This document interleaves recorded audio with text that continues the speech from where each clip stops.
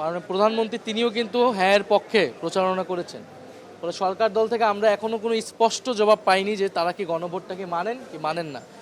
আমরা এই স্পষ্ট জবাবের পরে আমরা আমাদের চূড়ান্ত বক্তব্য বা কর্মসূচি আমরা দিব। দ্বিতীয়ত আরেকটি কথা উনি বলেছেন যে দুইটি শপথ নেওয়ার বিষয়ে আমরা যারা নিয়েছি সংবিধান সংস্কার পরিষদের সদস্য হিসেবে এই শপথটি অসাংবিধানিক, এই কথাটি উনি বলতে পারেন না। এই কারণে পারেন না কারণ এই শপথ আমরা নিজ ইচ্ছায় নেই। আমাদেরকে নির্বাচন কমিশন থেকে চিঠি দেওয়া হয়েছে এবং 300 জন মানে 297 জন এমপিকে চিঠি দেওয়া হয়েছিল এবং নির্বাচন কমিশনার স্বয়ং এই শপথ করিয়েছেন। ফলে এই শপথটাকে যদি অসাংবিধানিক বলা হয় তাহলে নির্বাচন কমিশন এবং প্রধান নির্বাচন কমিশনারকেই সংবিধানের বিরুদ্ধে দাঁড় করিয়ে দেওয়া হচ্ছে। নির্বাচন কমিশনার কিন্তু একটি সাংবিধানিক প্রতিষ্ঠান, তার কার্যক্রম তার উদ্যোগকে আপনি অসাংবিধানিক বলছেন। বরং তারাই গণভোটের যে এই রায়ের পরেও গণরায়ের পক্ষে আসার পরেও তারা শপথ নেয়নি এবং মনে হচ্ছে যে সংসদ সেটিকে এড়িয়ে যাওয়ার এক ধরনের চেষ্টা হচ্ছে। আমরা আজকে বক্তব্য পাইনি, কিন্তু আমরা এদের পরে তাদের সংসদে তাদের বক্তব্যটা আমরা শুনে আমরা আমাদের অবস্থান জানাবো যে তারা কি গণভোট মানে কি মানে না। সংসদ একটা আমাদের কার্যক্রমের একটা জায়গা, রাজপথ বা আমাদের রাজনৈতিক জায়গাটা আরেকটা জায়গা। সেই জায়গায় কিন্তু আমাদের অবস্থান, আমাদের কর্মসূচি, বক্তব্য সেগুলো চলমান থাকবে।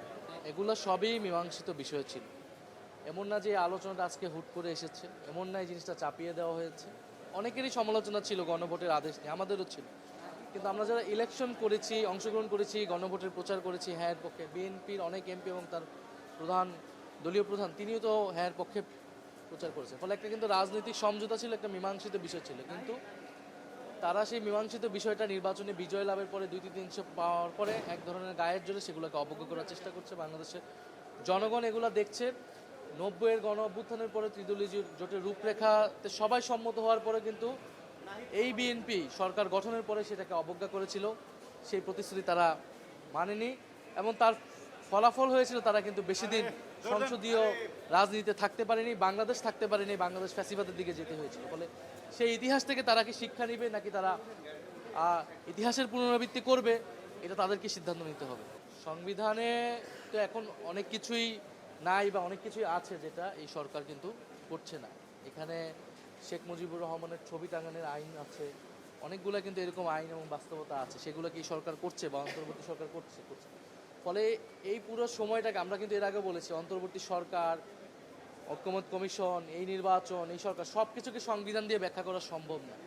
এটা একটা গণ অভ্যুত্থানের মধ্য দিয়ে তৈরি হয়েছে, যদিও 106-এর আন্ডারেই সরকার গঠিত হয়েছে, কিন্তু এই গণ অভ্যুত্থানের প্রেক্ষাপটটা যদি মাথায় না রাখি তাহলে আসলে এই কোনো কিছু সমাধান করা সম্ভব নয়। ফলে আমরা মনে করি যে গণ অভ্যুত্থান হচ্ছে সংস্কারের বৈধতা, এই অন্তর্বর্তী সরকারেরও বৈধতা এবং এই নির্বাচনেরও বৈধতা। সংবিধান অনুযায়ী তো এই নির্বাচন এই সময় হওয়ার কথা ছিল না, ফলে সংবিধান অনুযায়ী অনেক কিছুই হয়নি। পরবর্তীতে এই সংসদে এসে সেটা রেটিফাই হওয়ার কথা ছিল, সকলের রাজনৈতিক একটা সমঝোতার মধ্যে দিয়ে সব কিছু আগানোর কথা ছিল। তো সেই সমঝোতা যদি সরকার দল বিনষ্ট করার চেষ্টা করে তাহলে জনগণ তার বিরুদ্ধে দাঁড়াবে, আমরা মনে করি, এবং আমরাও তার বিরুদ্ধে দাঁড়াবো।